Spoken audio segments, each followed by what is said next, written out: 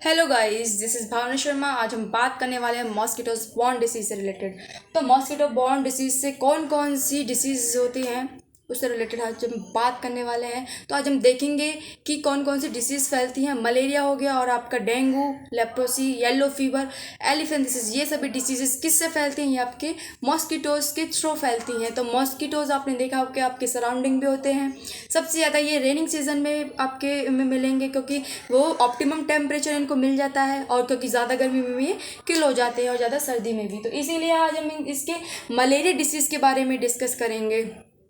Malaria कैसे फैलता है, मलेरिया की क्या प्रोसेस है। तो सबसे पहले मलेरिया जो फैलता है वो आपके प्लाज्मोडियम पैरासाइट से फैलता है। किससे फैलता है?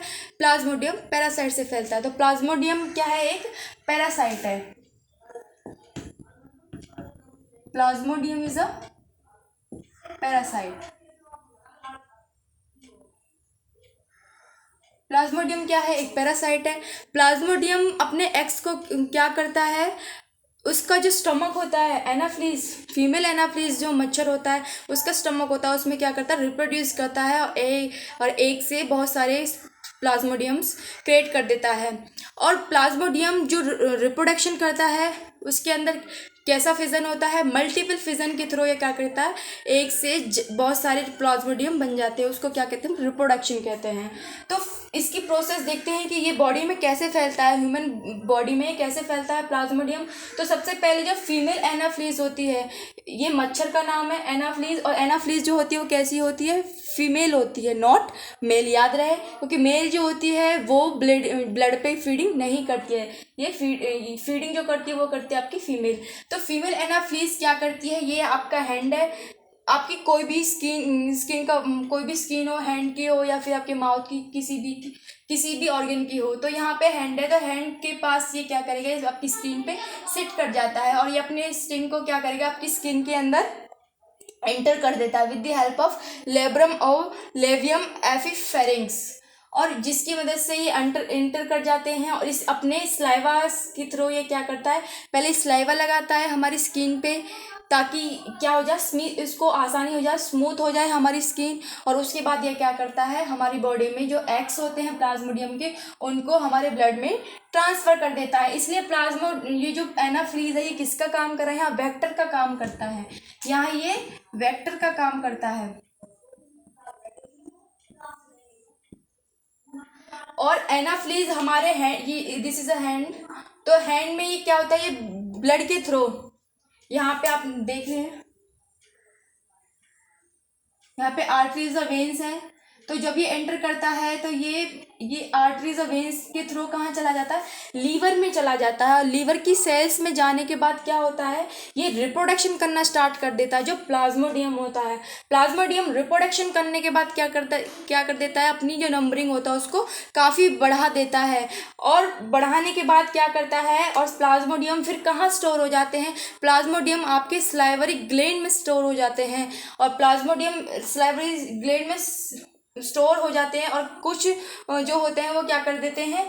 आरबीसी को रैप्चर कर देते हैं। आरबीसी जब रैप्चर हो जाती है तो क्या होता है? ब्लडिंग होनी स्टार्ट हो जाती है इंटरनली मलेरिया के अंदर। और रैप्चर होने के बाद जो आरबीसी, याद रहे, very important point, RBC rapture किसकी वजह से होती है? क्योंकि ये क्या करते हैं? हीमोजॉइन सब्सटेंस सीक्रेट करते हैं। कौन सा करते हैं? आपका हीमोजॉइन सब्सटेंस।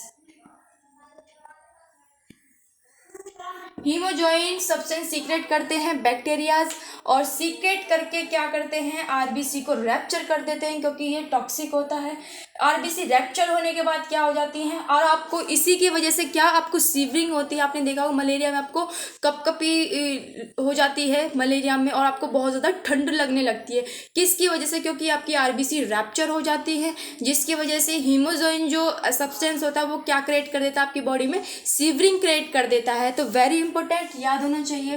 तो इसके बाद क्या हो जाता है? आपको मलेरिया डिसीज हो जाती है। और मलेरिया डिसीज के सिम्टम्स क्या है? मलेरिया डिसीज के सिम्टम्स हैं, आपको ठंड लगने लग जाएगी, हाई फीवर हो जाता है, 3 4 या 5 दिन के अंदर आपको पता चल जाता है कि ये आपको मलेरिया हो चुका है। एक दिन में मलेरिया का पता नहीं चलता है। तो उसके बाद हम बात करते हैं आपकी डेंगू की। डेंगू कौन से मच्छर के काटने से फैलता है? डेंगू आपके क्यूलेक्स मच्छर के काटने से फैलता है। और डेंगू की क्या क्या सिम्टम्स हैं? डेंगू के सिम्टम्स होते हैं कि इसमें आपको हाई फीवर हो जाता है और आपके लेग्स और पूरी बॉडी में क्या होता है, जॉइंट्स में पेन होना स्टार्ट कर देता है। और नेक्स्ट हम बात करते हैं एलिफेंथिसिस जो डिसीज़ होती है वो किसकी वजह से हो जाती है? एलिफेंथिसिस जो डिसीज़ होती है वो आपके किसकी वजह से होती है? वो भी आपके क्यूलेक्स बैक्टीरिया, क्यूलेक्स मॉस्किटो की वजह से होती है, क्योंकि ये वेक्टर का काम करता है। जो एलिफेंथिसिस डिसीज होती है उसमें क्यूलेक्स वेक्टर का काम करता है, क्योंकि वचेरिया जो वॉर्म्स होते हैं वो क्या करते हैं, अपने एक्स को कहाँ ट्रांसफ़र कर देते हैं, क्यूलेक्स को, और क्यूलेक्स इनके एक्स को क्या कर देता है, बॉडी में। जब ये हमारी स्किन के ऊपर बैठता है तो हमारी बॉडी में ये ब्लड के अंदर उसके एक्स को क्या कर देता है, ट्रांसफ़र कर देता है, जिसकी वजह से हमें एलिफेंथिसिस डिसीज़ हो जाती है। और एलिफेंथिस डिसीज़ का कैसे पता लगा सकते हो कि आपको एलिफेंथिस डिसीज़ है? आपको पता लगाने का सबसे अच्छा तरीका है, उसके सिम्टम्स हैं कि आपका जो लेग होता है, आपकी जो लेग होता है, एक लेग की आपकी जो लिम्फेटिक वेसल होती है वो क्या कर जाती है, वो स्वेलन आ जाती है उसमें, जिसकी वजह से आपकी जो लेग है वो काफ़ी आपका बड़ा साइज हो जाता है आपके लेग का। और आपका जो जेनिटल जो ऑर्गन होता है वो भी क्या हो जाता है, उसमें भी स्वेलन आ जाती है, उसका भी जो साइज होता है वो इनलार्ज हो जाता है। इसी की वजह से, किसकी वजह से, ये आपके क्यूलेक्स मच्छर के काटने की वजह से। देन हम बात कर लेते हैं आपकी येलो फीवर की। येलो फीवर कैसे फैलता है? येलो फीवर के फैलने की कौन कौन सी सिम्टम्स आपकी बॉडी में दिखाई देते हैं? ये आपके इडस मच्छर के काटने से फैलता है। कौन से मच्छर के काटने से? ये आपके इडस मच्छर के काटने से फैलता है। और येलो फीवर के सिम्टम्स होते हैं कि ये आपके अंदर क्या कर देता है, हाई फीवर होना स्टार्ट हो जाता है और आपकी अंदर वीकनेस फील होती है आपको इसी की वजह से। देन हम इस पार्ट में, ये मेरा पार्ट 3 था, और इस पार्ट में हम ये भी देख लेते हैं कि हम मॉस्किटोज़ को कैसे कंट्रोल कर सकते हैं। तो मॉस्किटोज़ को कंट्रोल करने के काफ़ी सारे फिजिकल केमिकल मेथड्स हैं। फिजिकल मेथड्स, इसकी 2 हेडिंग्स लिख सकते हो, physical method and chemical methods. Physical method में लिख सकते हो कि आपको गार्बेज वगैरह, कूड़ा करकट आपके थ्रो करना चाहिए आपके घर से काफ़ी दूर, ताकि उनमें मच्छर्स ना बैठे। और आपको ड्रेनेज जो सिस्टम है वो आपको अच्छा रखना चाहिए, अपनी नालियों वगैरह को आप साफ़ करके रखें। और अगर केमिकल मेथड की बात करें तो केमिकल मेथड में आप क्या कर सकते हो, केमिकल मेथड में आप अपने सराउंडिंग डीडीटी का छिड़काव कर सकते हो, और डीडीटी के छिड़काव या फिर केरोसिन ऑयल का छिड़काव कर सकते हो, या फिर सल्फेट का कर सकते हो।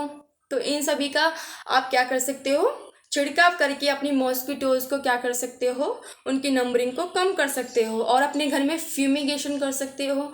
मतलब तुमने देखा होगा कि जैसे विलेजर्स होते हैं वो क्या करते हैं, अपने घरों में धुआं जला के रख देते हैं और घर में फिर कमरे को क्लोज कर देते हैं। तो आप समझ गए होंगे वो क्या करते हैं, उससे वो मच्छरों को मारने का काम करते हैं। तो मोस्टली ये आपका जो मॉस्किटो के बारे में एनाटॉमी, मॉर्फोलॉजी सभी कवर हो गया। नेक्स्ट टाइम इससे रिलेटेड जितने भी क्वेश्चंस हैं वो हम सारे आपके साथ स्टडी करेंगे। थैंक्स।